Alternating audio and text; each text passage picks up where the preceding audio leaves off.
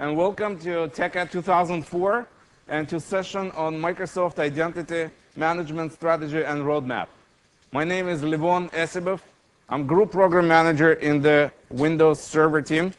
I manage a group of talented program managers whose job is to collect user requirements, customer requests for features and capabilities in Active Directory, DNS, and UDDI products. So our team is program managing all of these products.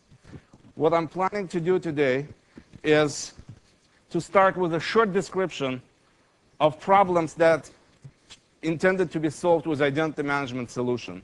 Then I'm going to give you an overview of all of the products that Microsoft has and Microsoft partners offer today to solve the identity management problem. And I'll give you just a single slide with the hints on how to start driving identity management project if you haven't yet. And finally, for the last 20 minutes, I'll be talking about futures and our plans in identity management. For the last 20 years, all of us revolution. The mic is messed up. Sound. Can't hear you. Put it down.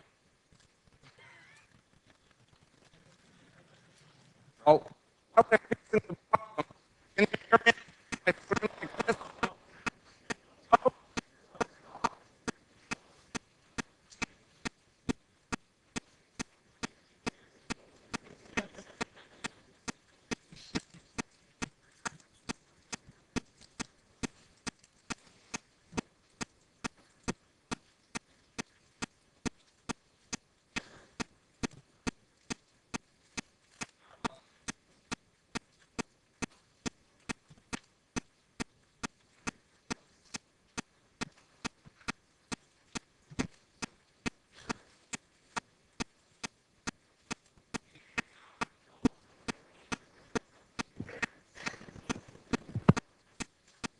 How about now?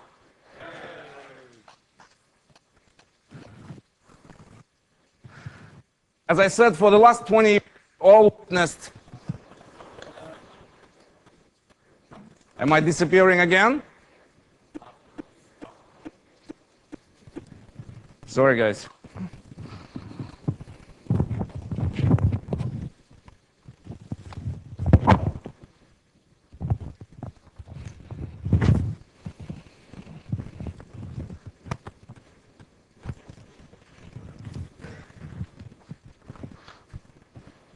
Well, by now you got so familiar with this slide. I'll just go faster.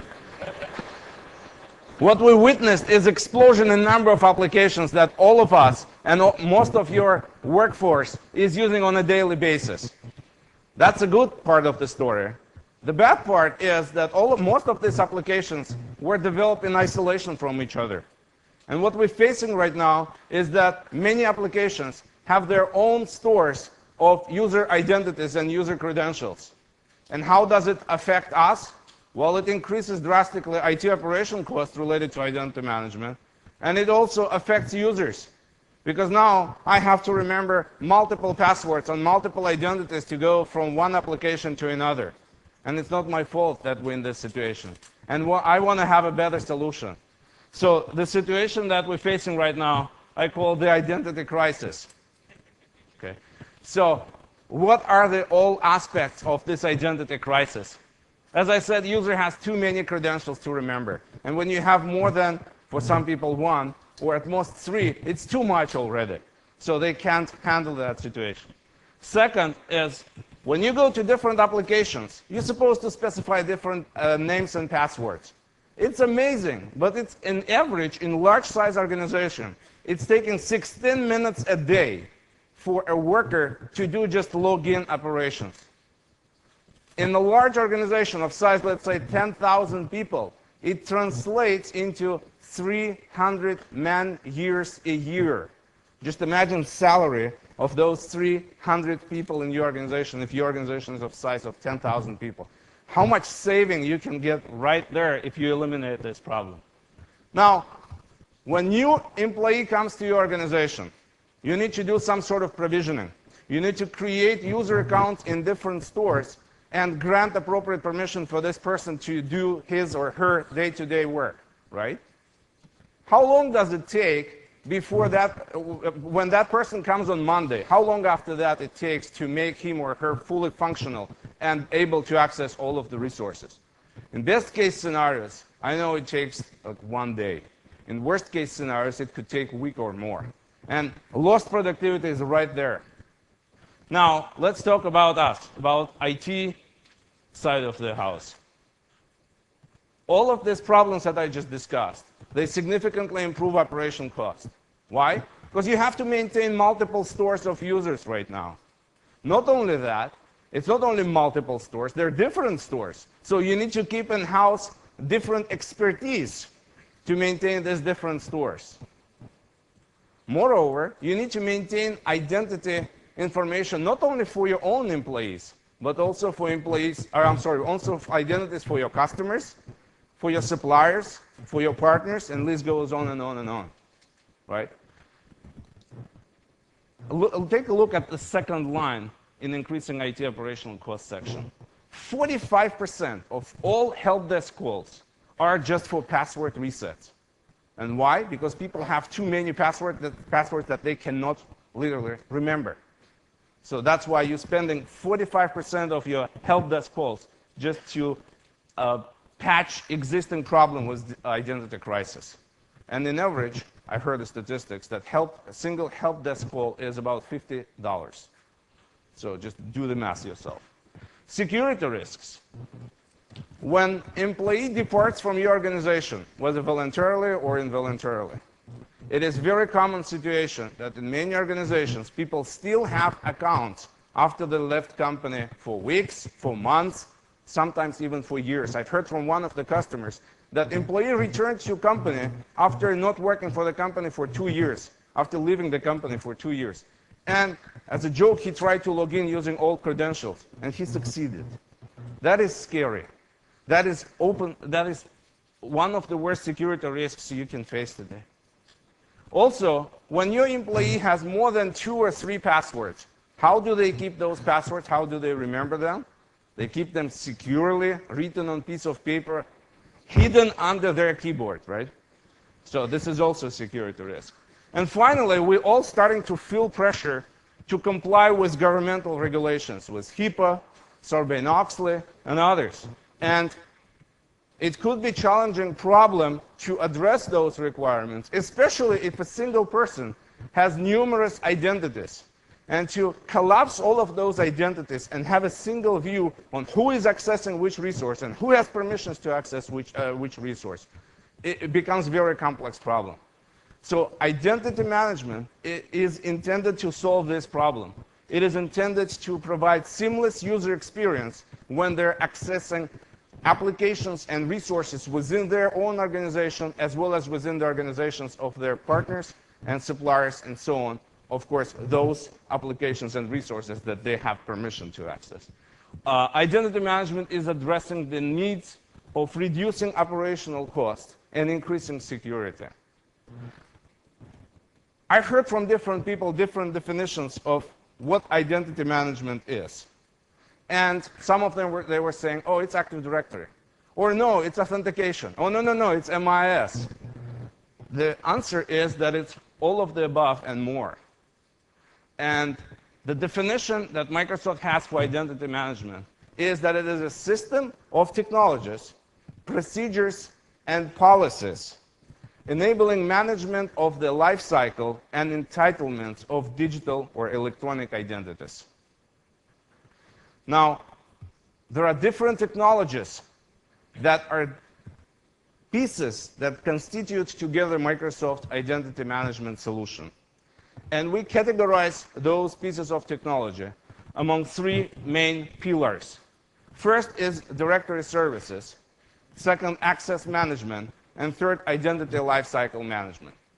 When we say directory services, we envision repositories for storing and managing user accounts, user data, and user credentials. When we talk about access management, we're talking about the processes of authenticating credentials and controlling access to resource resources based on trust and authenticated identity. And finally, lifecycle management is the technologies and processes used to create and delete or freeze user accounts, manage accounts and entitlement changes, and track policy compliance. For the next 45 minutes, I'm going to give you an overview of the technologies that we provide in all of these pillars. And I'm going to start with directory services and access management. You can say, why did you mix them together? Well, our flagship directory product, Active Directory, provides solution for both of these worlds. It provides the directory solution as well as authentication solution. And for that reason, I put these two together. Excuse me.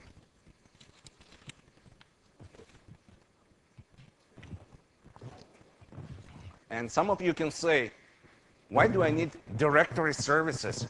Why can't I have a single directory and use it for all needs that I have to keep the data and update the data about my users and keep the credentials of my users and perform authentication? And you know what? That was our vision back in '97 as well. We envisioned that there will be a single directory in the middle, Active Directory, that will address multiple needs. Specifically, that applications on the right side, which encapsulate all camps of possible applications that need to read and write information about users in the Active Directory.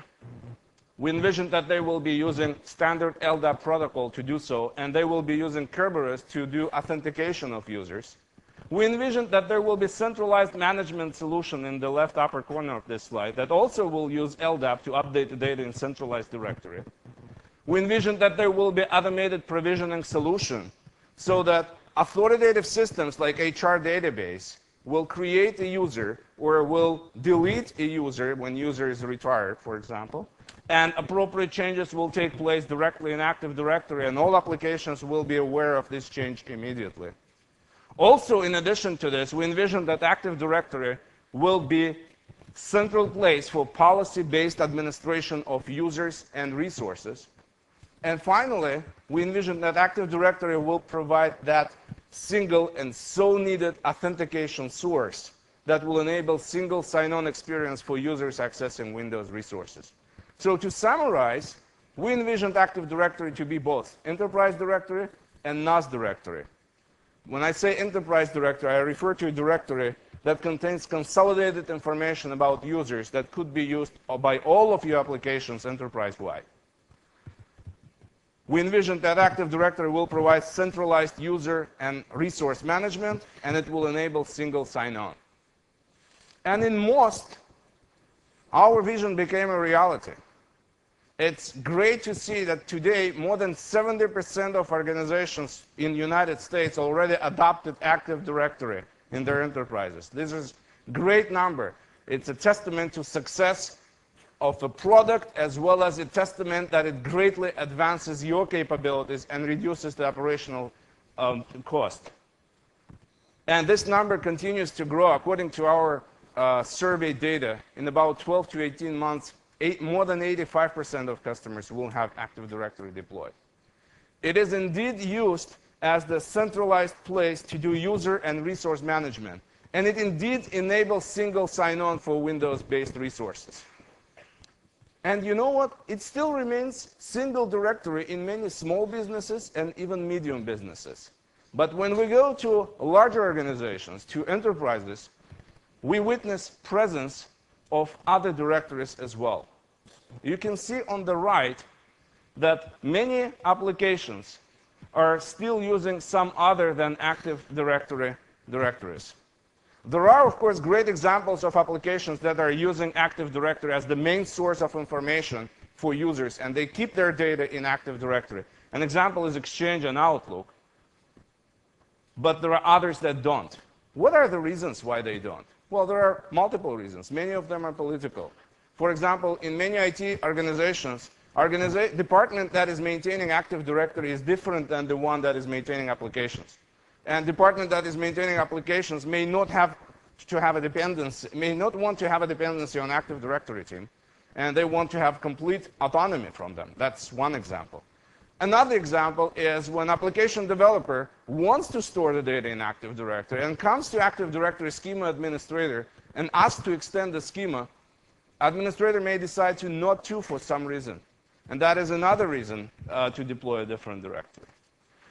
Also, presence of these directories, different directories, is causing a problem because there is a little reuse of data stored in these different stores.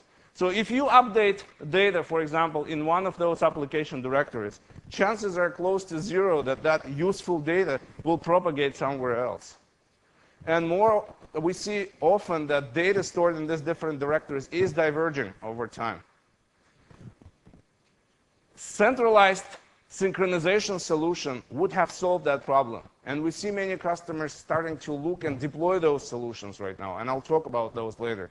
But it is common to see some homegrown ad hoc synchronization solution that I'm referring to here as a generic dump, where customers get every 24 hours dump from HR database on the list of their users. And then this data is propagated to some, because often you cannot guarantee that it propagates to all of the directories, some of the directories to keep them somewhat in sync.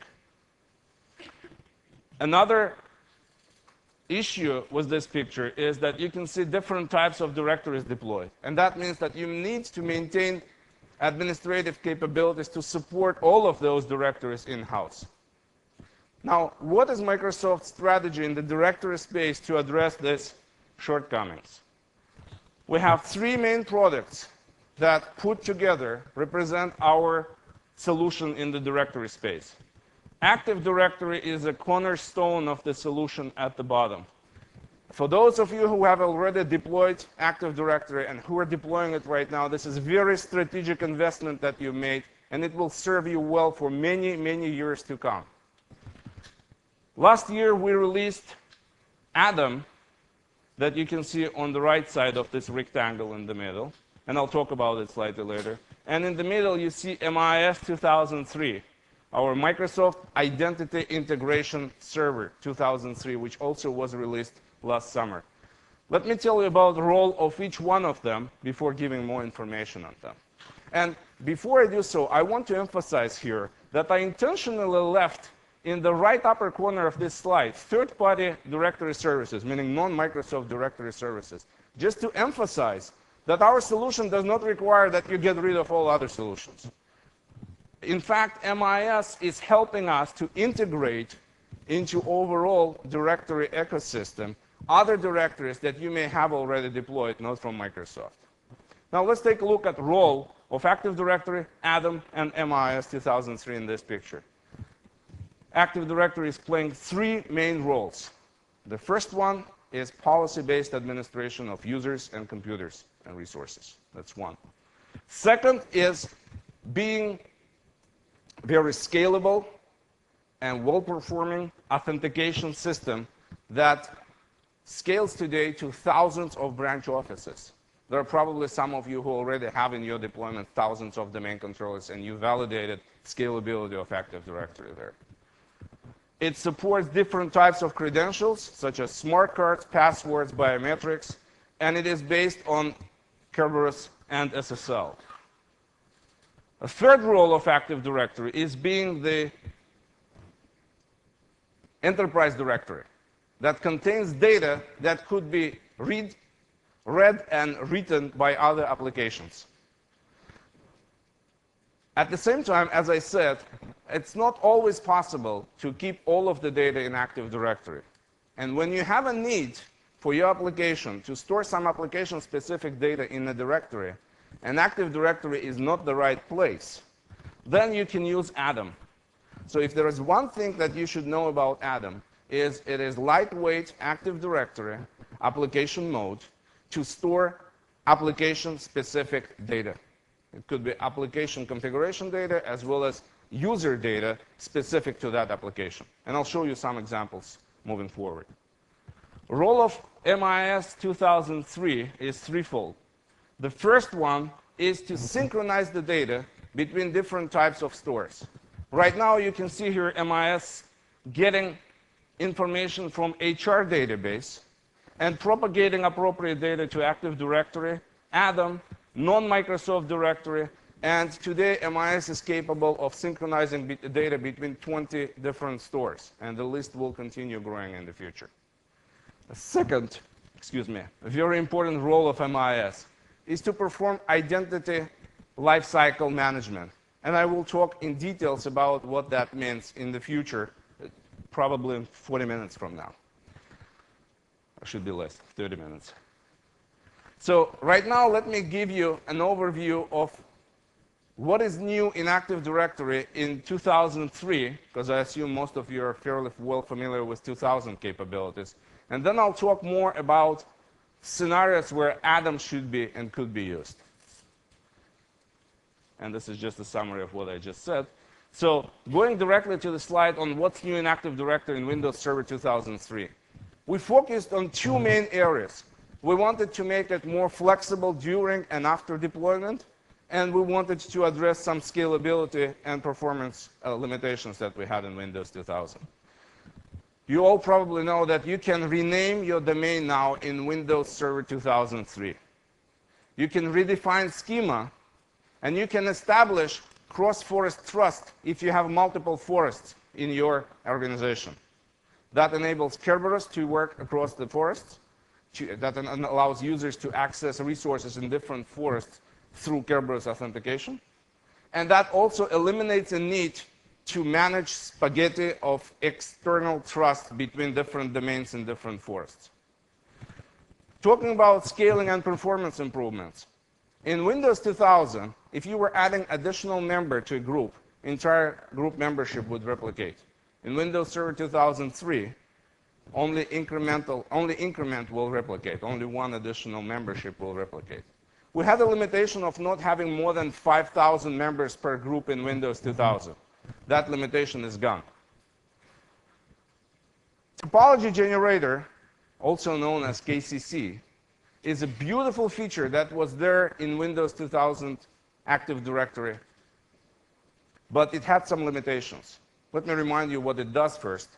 It calculates the replication topology automatically, finding the cheapest path to propagate all of the updates across entire forest using the cheapest connectivities between different sites in your network topology. It had a limitation that when your topology had more than 200 sites, it couldn't scale beyond that number. Now you can scale to a number of 5,000 sites. And just to give you an example of improvement that we had, if a calculation of some complex topology in Windows 2000 was taking 45 minutes, on the same machine, same calculation now is taking 23 seconds. From 45 minutes to 23 seconds. Significant step forward. In Windows 2000, we were saying that if you need to ensure that your employees in branch office can log in regardless of whether branch office has connectivity to the rest of the enterprise, you had to have global catalog in the branch office. We eliminated that requirement in Windows 2003. Now, if you have a very remote location with very poor low bandwidth connectivity, and you have a huge Active Directory, it would take a long time to bring up additional domain controller in that remote location. With install from media feature, or fast replica creation, you can do that much faster if you promote a domain controller from a CD and then just replicate incremental updates from domain controllers in the rest of the enterprise. And finally, in Windows 2000, when you have a global catalog, the list of the attributes that is stored in global catalog is defined that by partial attribute set, which is the set of attributes to be replicated. So if you change that set in Windows 2000, a replication would have to start all over again for a global catalog. You would start replication from scratch. In Windows 2003, you would replicate only incremental updates associated with that additional attribute that you added to partial attribute set. Okay. These are the highlights of the new capabilities of Windows Server 2003. Now let's spend some time talking about Atom. What is Atom? On the left side, you can see different components and dependencies that build up canonical, I would say, infrastructure Active Directory that you're all familiar with. Excuse me.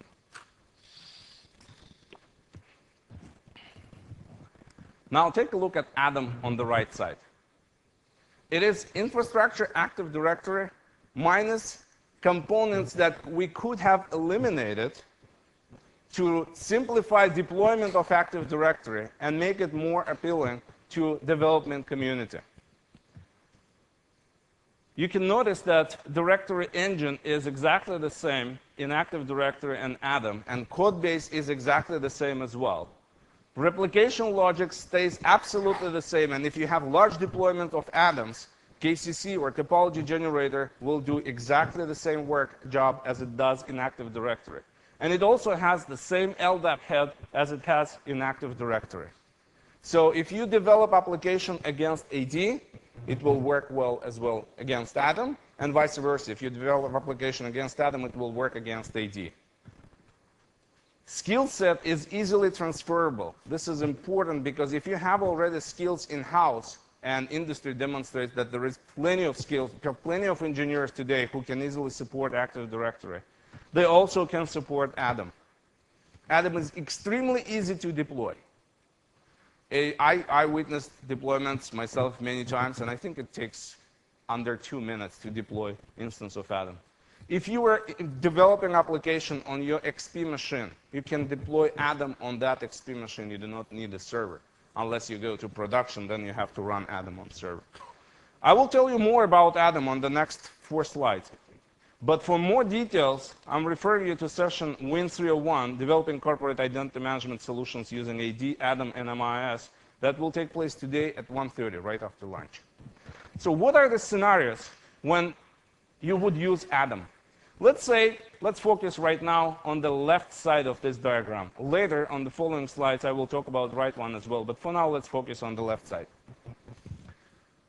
You have a web application. Let's say that web application is application you're developing internally in your organization to process business trip reservations done for your employees. So information that application needs includes user email, employee email, title, maybe location, so that you can bring up the nearest airport in your application. So what you do, you go to Active Directory schema administrator or administrator, and you say that I want to use Active Directory to read this data from Active Directory. Administrator says, great, go ahead and do it. This is the right thing to do. So you can use Active Directory to retrieve that data from AD and write that data if you are authoritative source. But for the data that I just specified, you are not authoritative source for email address, for title, and for location. Other systems within your environment will be authoritative. But later you realize that you want also to store in the directory data on your employee seat preference in airplane. And you're happy that you came up with this great idea. You're going to Active Directory administrator and you're saying, hey, I need you to extend the schema to store seat preference. And he looks at you and he laughs and he says, there is nobody else in the world who will need your information. Why do you want me to do that? Whether he's right or wrong, I would not comment. It depends on your environment. But let's say that's the situation you're facing. What do you need to do? Then Atom can help you here.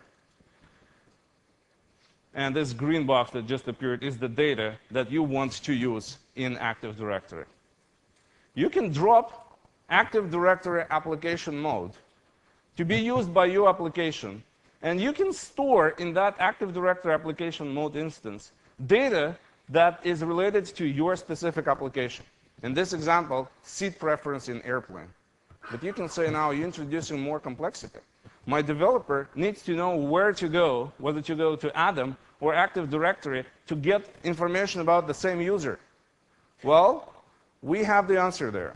And the answer is capability that is provided by MIS 2003, Microsoft Identity Integration Server 2003. What it does, it will associate user representation in both stores, and it will propagate the data from Active Directory to Atom relevant to that user. so that when web application comes to Atom to retrieve the data about user, all data will be there. Okay? Now, I haven't talked about Kerberos, about authentication yet. When I call this application AD integrated, it has two meanings there. It's AD integrated, meaning it's leveraging authentication provided by AD, and it also uses the data, user data, from AD for its application. So let's say this application is integrated with Windows security system and is leveraging Kerberos authentication provided by AD. So when your user logs in the morning, user will experience single sign-on when he or she is accessing this web application. So employee will not have to specify credentials again. And when application needs to retrieve user data or write user data, application will go to a local instance of Atom. This is a canonical example how we envision most common use of Atom. Now let's take a look at a different example. Let's say line of business application 4 in the right side is using some non-Microsoft directory. I'm saying that often there will be appealing case to replace that directory by Atom. Why?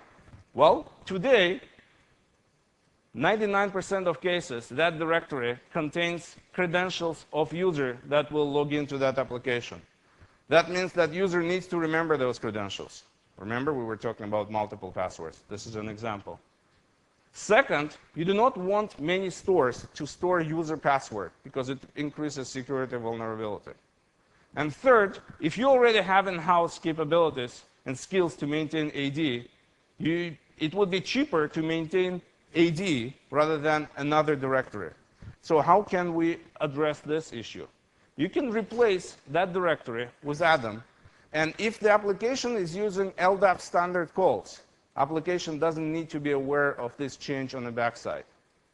Application will not have to be changed. And MIS will detect creation of the user in that Atom store and will associate user in AD with user in Atom. I want to emphasize when you migrate the data from that third-party directory services that I had on the right to Atom, you do not need to migrate the passwords for the users. This is a very important point. You can say how user is going to log in then. I'm going to show you how. Let's say user is trying to log into this application. User will not experience single sign-on because line of business application was not changed to leverage Windows security system. So it's still Kerberos unaware. But user will be prompted to specify credentials.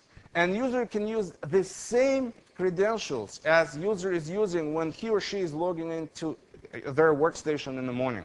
This is important. This is the scenario that we call simplified sign-on. When although user has to specify credentials, they're the same. So what will happen on the backside, LOB4 will try to do simple LDAP bind against Atom, and Atom will take that request and will pass user name and password to Active Directory and perform LDAP bind against Active Directory. So if the credentials were right, were correct, then the authentication will succeed. Otherwise, it will fail. And that eliminates a need to store passwords in Atom, and that enables users simple sign-on experience. Now let's take a look at a scenario where user wants to access web application or SharePoint server, and those two applications need to retrieve the data from mainframe or AS400 or from SAP or PeopleSoft or Siebel that are represented all together in the right lower corner of the slide. How can we extend single sign-on experience for user to those stores? Because those stores, you know, they also maintain user passwords and credentials, and you do not want user to memorize all of them. So here's what we can do. We can deploy bespoke SSO solution and HIS, Host Integration Server 2004, in front of mainframe, so that when user authenticates using Kerberos ticket, and that means without providing any credentials, to bespoke, bespoke will authenticate user on against the back stores that I just mentioned. How that's going to happen? Well, Beanstalk maintains a map of user identities in Active Directory to user identities and passwords in backend stores. So when user is authenticated against Beanstalk SSO solution, Beanstalk will retrieve from its database username and password for appropriate backend store and will authenticate on user behalf. Thus, user will experience single sign-on because it's using infrastructure sign-on, and Beanstalk will enable proxy-based sign-on. But for the user, it's all single sign-on experience. SharePoint server. Finally, this is the last slide on how we can assist, how we can reduce the cost of operations in the environment where you do not have Microsoft platform on the back end. Let's take a look at LOB5 that is still using third-party LDAP directory and for some reason did not want to migrate it to Atom. Can we help in this scenario? Yeah, we can. And how? You can use password management web application provided with MIS 2003 to update passwords in multiple stores at the same time. So, for example, when user is calling to help desk to set a password, help desk administrator can perform that operation not against single directory or a single store at a time, but help desk administrator can use this application that makes call into MIS and propagates the same password to the stores that you configured MIS with. As a result, when user signs into that application, user will experience simplified sign-on experience, not single sign-on. User still will be prompted for credentials because application has not changed, but at least user will be able to use the same password.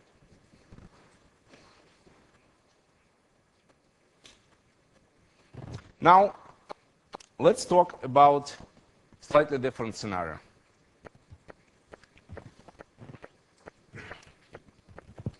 And while I'll be describing the scenario, I want to emphasize that we're working here with great partnerships, with great partners, providing solution for it.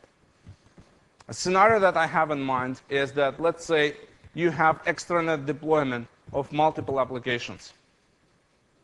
And you have partner who needs, or a customer who needs to access all of these applications in your extranet. What you want to achieve is a person on the right to have to specify his credentials only once when he's coming to your extranet, rather than multiple times when he or she is going to different applications.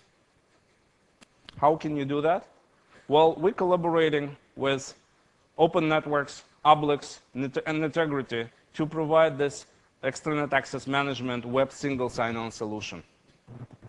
You need to deploy SSO agents on your web applications, and you will deploy extranet access management solution on the right that will be leveraging Active Directory to store identities for users from your business partners.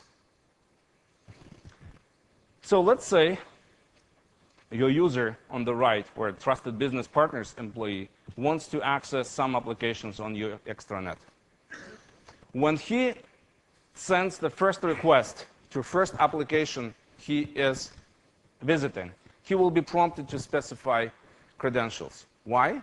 Because SSO agent will inspect the packet that he sent, will determine that it doesn't contain cookie yet, and it will refer user to EAM Web SSO solution, the green box on the left, that will prompt him for credentials. Once he specifies the credentials, EAM will perform LDAP bind authentication against Active Directory. And if LDAP bind is successful, it will authenticate user and will pass back the cookies. This is exactly what this diagram is showing right now. And the cookies return back to this person. So next time, when he's visiting any of these applications, his packet will contain cookie that web SSO agent will detect. And it will take this cookie and will perform authorization check against EAM Web SSO solution, and will get access to all of these applications. Well, this is a very powerful solution, and the benefits that it's providing is that it provides single sign-on experience to several applications for your partner's employee, even if those applications are running on different platforms. And you can delegate administration of user accounts representing employees of your trusted partner to somebody from that organization. There are still some shortcomings with these solutions. Specifically, that if I'm an employee of your partner, I still have to remember different passwords and different credentials to access your organization. Now, just imagine if I need to access extranets of 10 different partners, that means that I will have to know 10 different passwords. Second bad thing is that you, after all, still have to maintain identity information in Active Directory on the left lower corner of this slide. All right, it's still overload on IT organization. And finally, to ensure that this communication is secure, you have to use SSL. We have a solution for these shortcomings that I will describe on a high level when we're talking about futures. For now, let me spend just a few minutes talking about new offerings that Microsoft came up with in authorization and auditing areas. Until now, most of the applications were performing authorization on their own. They were authorizing users using some information stored in some store by that application. Starting with Windows Server 2003, you can leverage Authorization Manager API that performs authorization decisions on behalf of the application. So it is great advancement because application now doesn't need to make decisions on authorization and can leverage this centralized authorization decision making. Events in Authorization Manager are stored in the Windows logging system. But you also want to have a unified view of all of the events and perform auditing of all of the different stores together rather than on individual store basis. For that reason, we provide a solution that will come out with Windows Server 2003 Service Pack 1 called Audit Collection Service. And I'll give you more information on sessions that you should attend to learn more about these products. The great things about Authorization Manager, as I said, is that application can delegate authorization decision making to some centralized engine known as Authorization Manager. And also that it enables role-based access control rather than ACL-based access control. You can determine in Authorization Manager set of tasks associated with set of different roles. And authorization will be performed based on the role of a person accessing Authorization Manager, accessing your application. As I said, this API is supplied with Windows Server 2003, and it's also available for Windows Server 2000.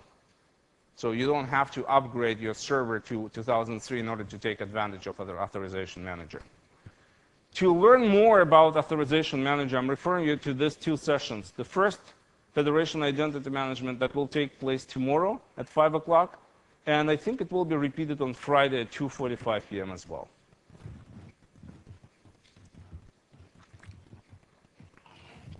Now let's talk about Identity Lifecycle Management. Remember that last third pillar in the solution, Identity Management solution overall? That's what we're going to talk about now. When we talk about identity lifecycle of a digital identity, it's somewhat similar to life cycle of a regular person. We're all born at some point, and unfortunately, we will all die at some point. And the same is happening to these digital identities. At some point, the digital identity or your representation is created in your organization. At some point, it will be deleted or frozen, depending on policy of your organization. In between, there are changes that are taking place to you as employee of that organization. You can be moving from one division to another, and that will change your role, that will change attributes in your account, and that will change entitlements and permissions that you have and privileges. You can be promoted And that also involves some changes to your account. And passwords need to be managed as well throughout the lifetime of digital identity. So the software and processes that enable automation of all of these processes is the identity lifecycle solution. And the solution that you have from Microsoft to address all of what I just described is Microsoft Identity Integration Server.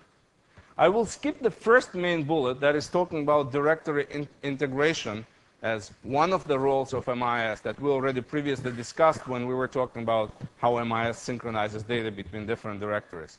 Now let's take a look at two other capabilities that MIS provides. First, you can configure it based on your business rules to create user accounts, populate attributes, and create entitlements when user is just created in your organization. Okay? MIS will do it automatically. What's very important as well, it will delete or freeze accounts of people who are departing your organization. That is extremely important to address security risks that you're facing today.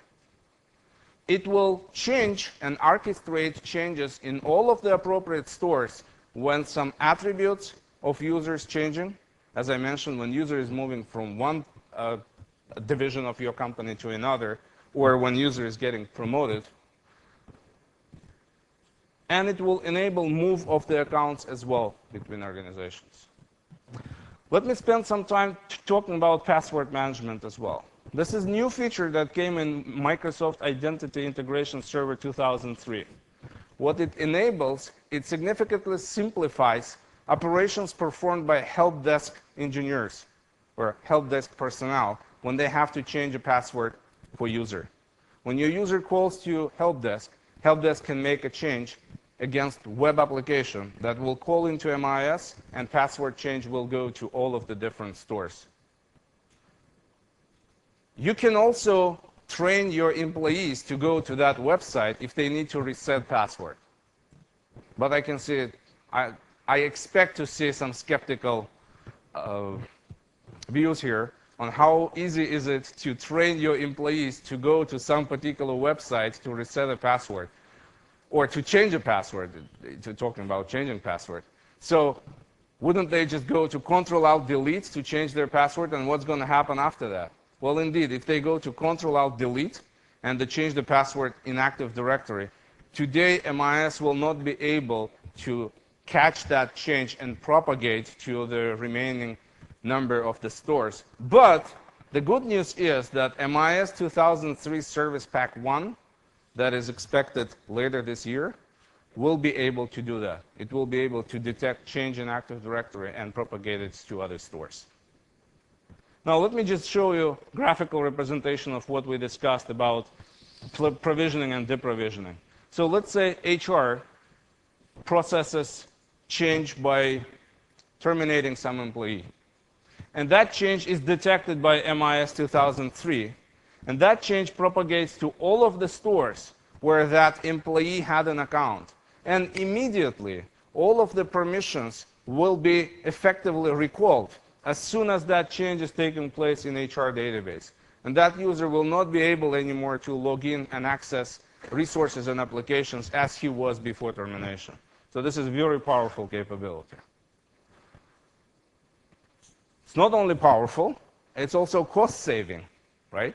If you take a look at provisioning, this process significantly expedites provisioning and granting permissions to new employee to access resources that he needs for day-to-day operations.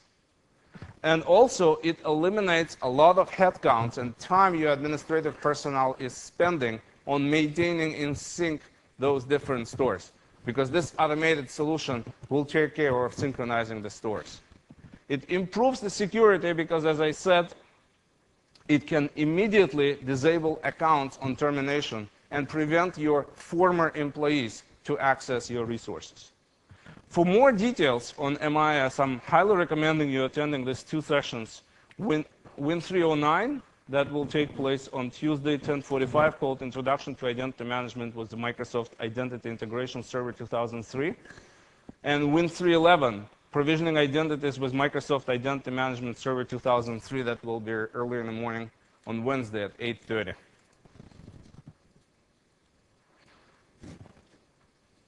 Identity management solutions by now are fairly mature technologies, and we have a lot of customers who have successfully deployed the solutions and got tremendous gains through reducing the total cost of ownership of the identity management products as well as processes. So as example, Barclays Global Investors Company, and I think it is world's largest institutional fund manager, reduced administration costs by 38% by migrating to Active Directory. Microsoft partnered with Open Networks and provided identity management solution for extranet users of Blue Cross and Blue Shield of South Carolina. And you can see that software cost for this solution was $10,000 based on Microsoft and Open Network solution compared to $1.3 million that was solution from Sun. And finally, Deutsche Telekom deployed MIS to enable self-service for 220,000 employees. And that saved them 500 person-hours per day just in the help desk. You can put the $ behind it yourself. So these are tremendous savings if you deploy identity management solutions. Now let's talk about futures. Excuse me.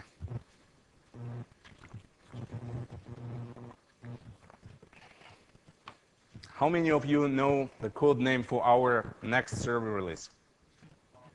Longhorn, exactly. How many people know why we call it Longhorn? Oh, just a few hands, so I'll tell you the story then. I was afraid that everybody will know by now.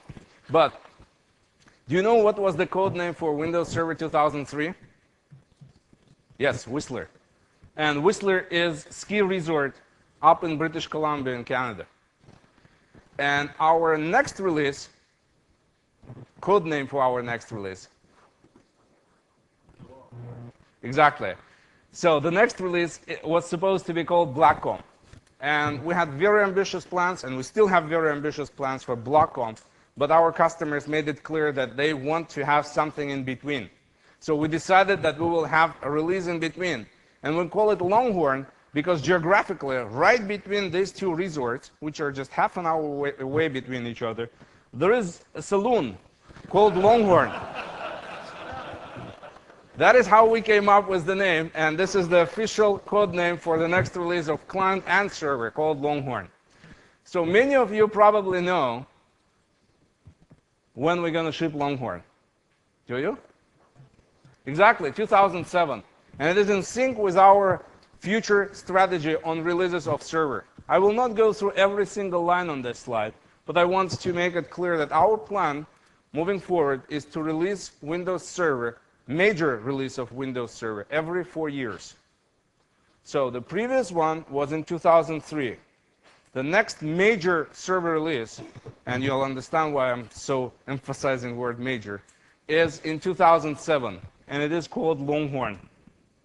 In between, in 2005, we will release Windows Server 2003 update. And you have probably heard leaks in press, and last week it was officially announced that the code name for that Windows Server 2003 update is R2. I'm sorry? No, it's just R2. And we're planning to have the updates for server releases in between major releases. So throughout the rest of this session, I'm going to talk to you about the plans that we have for R2, for Longhorn, and other products that constitute overall identity management solution from Microsoft. So this is identity management product roadmap. On the left side, I enumerated what we already have available today.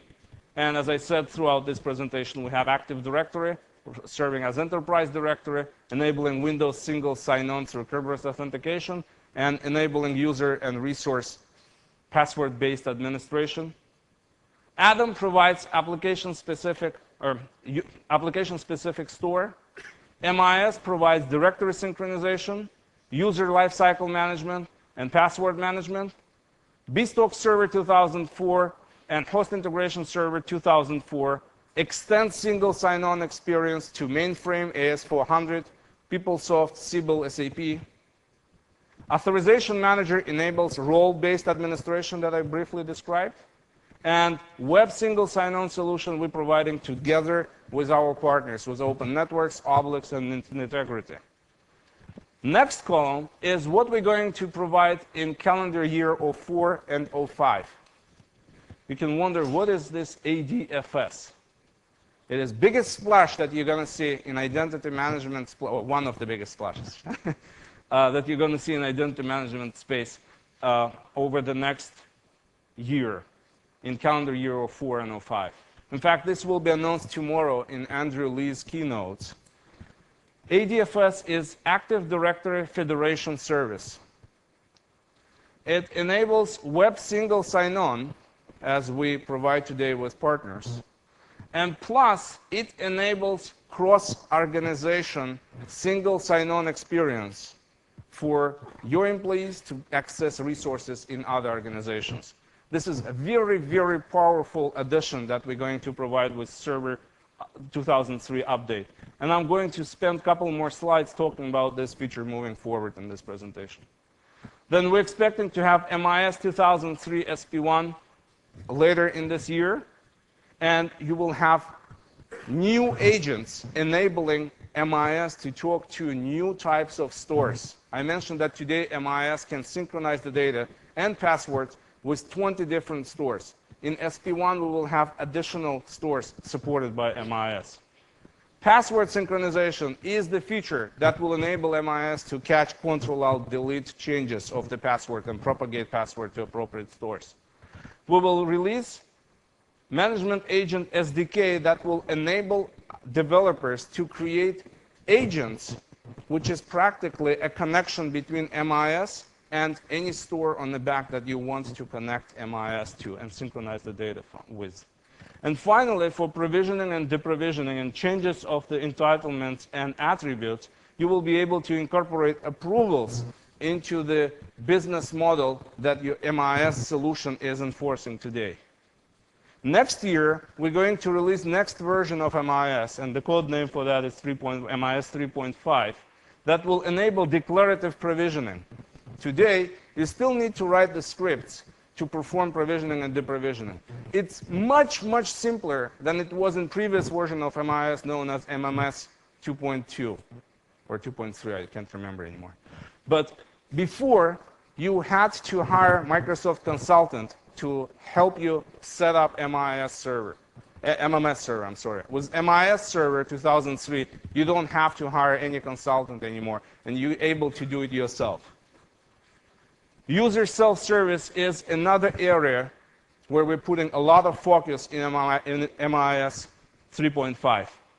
Users will be able to create distribution lists and populate distribution lists without involving IT personnel. This is one of the examples of self-service.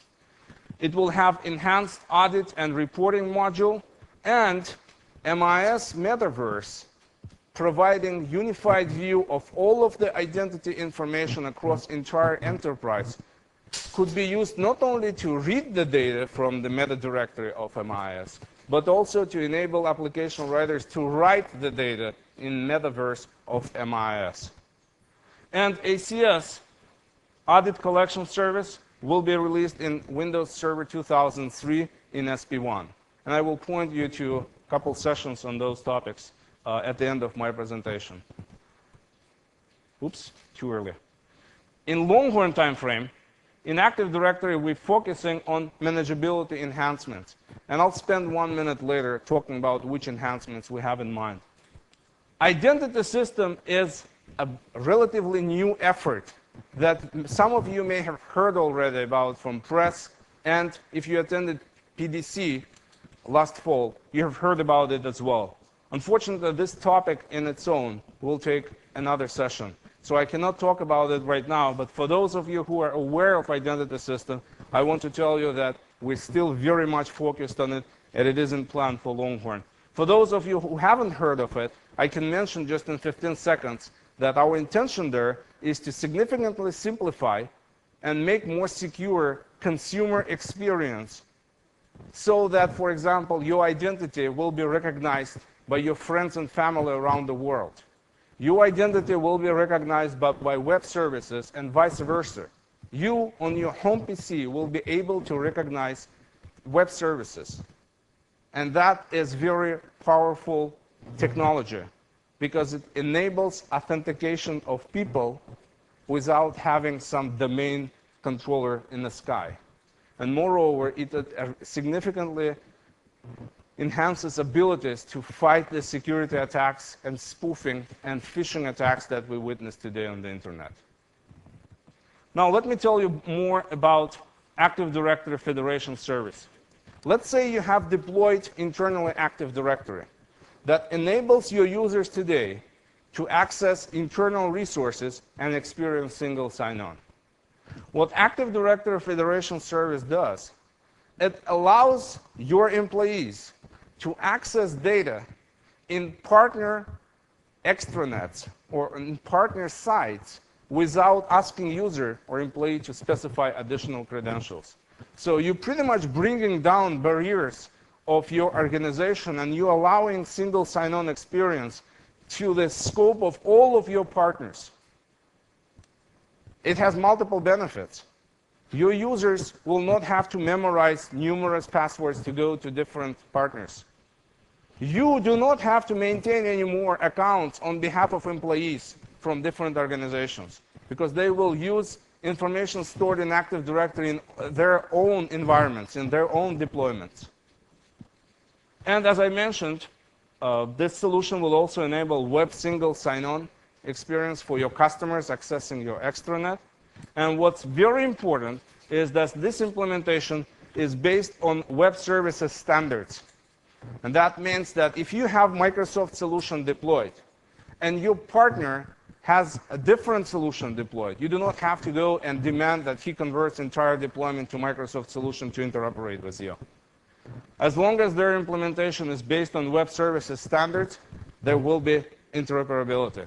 In fact, I should mention that late in March, interoperability workshop already took place between Microsoft, IBM, RSA, Open Networks, Integrity, Oblix, and Ping Identity. And implementations from all of these vendors demonstrated interoperability.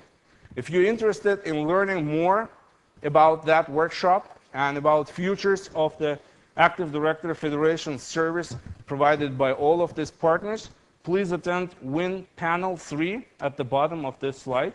That will take place tomorrow during lunchtime at 12:15 in Exhibition Hall Interoperability Pavilion. And to learn more about Federation Identity Management, attend sessions SEC CO9 tomorrow at 5, as well as SEC 390 on Friday at 2:45. On the next slide, for those of you who are very technical and who wants to understand nitty-gritty details about how Active Directory Federation Service works, I have a schematic diagram that is illustration of how federated web services work. I should make a disclaimer that for simplicity, I didn't include here all of the communications that are taking place between different involved parties. But this schema outlines the main steps that are taking place when employee from left organization A datum Corp is accessing resource or order entry application in organization Trey Research. So let's say your employee on the left wants to access some application on the right. Excuse me. And I'll show you that user doesn't have to specify any credentials in end-to-end process here. So what happens first, employees submitting request to order entry portal, and order entry portal is redirecting user to Federation Security Token Service on its own site. So when user goes to Federation Security Token Service, it's using integrated Windows authentication and presents the Kerberos ticket that was issued to user by Active Directory when user logged in the morning to his or her workstation. So Federation STS on the left side receives that ticket, authenticates user, and issues Federation SAML token that user will present to Federation service on the right side. This token is built based on the business agreement that was previously established between these two companies. And it's fairly simple to do through exchanging XML file, for example, originally when you establish a relationship with between these two organizations. So far, user didn't have to specify any credentials, as you see. So Federation Security Token Service will issue a token that is understood by applications on Trey research site. And that token will be presented by user to application on Trey research site.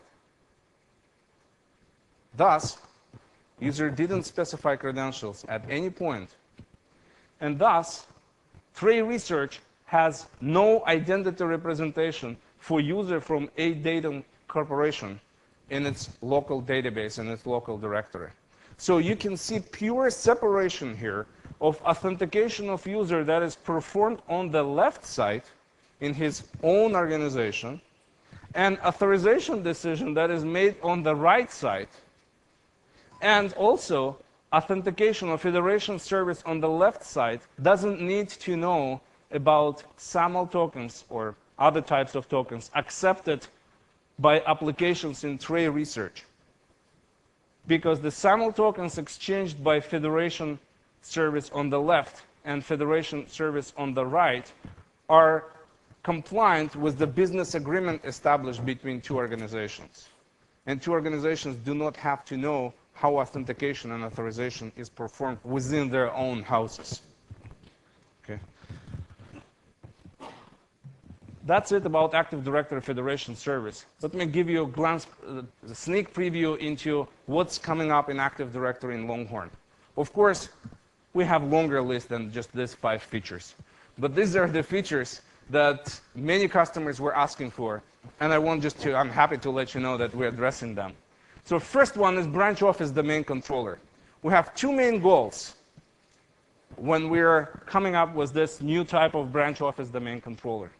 First goal is we're making it very simple to deploy, operate, and recover domain controller in branch office so that you don't have to send directory administrator to branch office to bring up a domain controller if something goes wrong. Second, if for some reason your branch office administrator turns malicious and compromises domain controller, we will ensure that impact of that malicious act is limited to branch office itself and has no impact on the rest of your infrastructure. That is a very important step. Second, eliminate domain controller reboots. There are multiple situations today when you may need to reboot a domain controller. For example, you need to patch Active Directory. You need to apply QFE. Or you need to perform auth restore. You have to reboot the domain controller. In next release of server, you will be able to restart Active Directory without rebooting entire server. Third is improved manageability, where our focus is on limiting and reducing amount of time you have to spend to recover your domain controller Active Directory. If, for example, you have hardware failure and you need to recover a domain controller, we're focusing on how to make that process as fast as possible and as painless as possible. And we're looking into providing end-to-end troubleshooting and diagnostic capabilities if something goes wrong. Number 4, on delete. Probably many of you, if you already have Active Directory deployed, been through a situation when by accident you delete a user, or you and you're saying, oops, and you try and Control-Z. And of course, it doesn't work. Even if you go to trash bin, it will not work. You'll not find anything there. So you have to do auth restore today. We are planning to simplify this experience. And yeah, that is the main focus of this feature. More granular password policy. I don't know what's the intention of this darkness, but I don't have any tricks associated with it. Anyway, more granular password policy. Today, you have you can specify a password policy on per domain basis. But if you want to specify it on per OU basis or per user account type, you can't do that. And we heard customers asking for this capability, and we're going to provide it. Now let's talk about that one slide that I mentioned on what are the tips and tricks to drive identity management project. This is just a single slide I'm going to have on that topic. Assign identity management project owner. Make sure he's a good politician. Make sure he understands cross-group dynamics. Because more or less any identity management project involves multiple business units and involves multiple IT departments. He needs to establish regular lines of communications and take into account needs of all of these people, all of these divisions. And make sure that they believe that they get something out of this project. Oh, good, thank you. That person needs to ensure that he does very careful analysis of benefits, monetary benefits, as well as security risk benefit, reduction of security risk benefits, and does cost-benefit analysis, and obtains executive sponsorship. The last bullet here is very important. Start small. In large organizations, identity management project can take months, if not years, to drive end-to-end. But you need to get some very visible wins up front so that you have executive support moving forward. For example, if your CEO is upset, let's put it this way, about not being able to see the list of all employees in a single view, that could be a very good first project to ensure that he has global address list where he can see all of the employees with their titles and with their reports. It's small win, but it's very good visibility and good support moving forward. Or if biggest problem in your organization is proliferation of stores and outdated data in those stores, focus on deploying MIS, syncing up those different stores, keeping the data up to date, and deleting all the accounts. This could be a big step forward, and it could get you more of executive sponsorship. For more resources, I highly recommend you go to www.microsoft.com IDM site, and it has newly released, I think within the last 2 weeks, we released Identity Management Solution Accelerator. This is a second version. You may have seen the first one released about a year ago. This is a very good source. I recommend looking at it.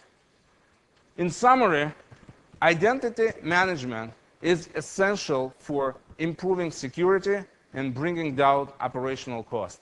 Investments you're doing today in identity management space will be leveraged for many, many years to come. When you deploy applications and when you write applications that you don't even have in mind today. And Microsoft, with partners, delivers complete identity management solution. Do not leave yet. I want to bring your attention to community resources. This is a very powerful venue that Microsoft is providing for you to communicate with experts as well as your colleagues throughout the world, in particular technical areas, as well as, in particular technical areas for all of the aspects or technologies that you're getting from Microsoft. Please don't do session evaluation. Just go to ComNet. Don't forget about this. And take a look at this and next slides. This is a list of all of the sessions that I compiled for your convenience so that you know related sessions for identity management here at TechEd throughout the week. This slide outlines all of the sessions related to Active Directory. And if you are focused on development aspects, then I recommend you going to the first session, Win 301, and to third one, Win 304. I will come back to these slides if you are taking notes and you didn't have time. But let me just go to second one and outline. First 4 sessions here are focused on Microsoft Identity Integration Server 2003. Highly recommend attending these sessions. This is a very strategic product for Microsoft, and I'm sure for many of you. It will be in the heart of your organizations, and we see that trend today already. The next 2 sessions, SEC CO9 and SEC 390, is federated identity management, where you will get all nitty-gritty details about Active Directory Federation service that I just described 5 minutes ago, enabling single sign-on with all of your partners and enabling integration with the partners. Win Panel 3 is a session where you may want to talk to companies that are integrating with us and interoperating with our solution for federation services. EBZ 205 is a session where you can get more details on bespoke single sign-on solution and HIS 2004 solution to enable single sign-on experience for your users accessing data in mainframe, AS400, SAP, Siebel, PeopleSoft. And the last session here, SEC 350, is audit collection services that will be shipped in SP1 for Windows Server 2003. Thank you very much for coming. I don't have time for questions right now, but I will be from 1 o'clock until 3 o'clock in Cabana 12. So please, if you want to talk to me, feel free to come.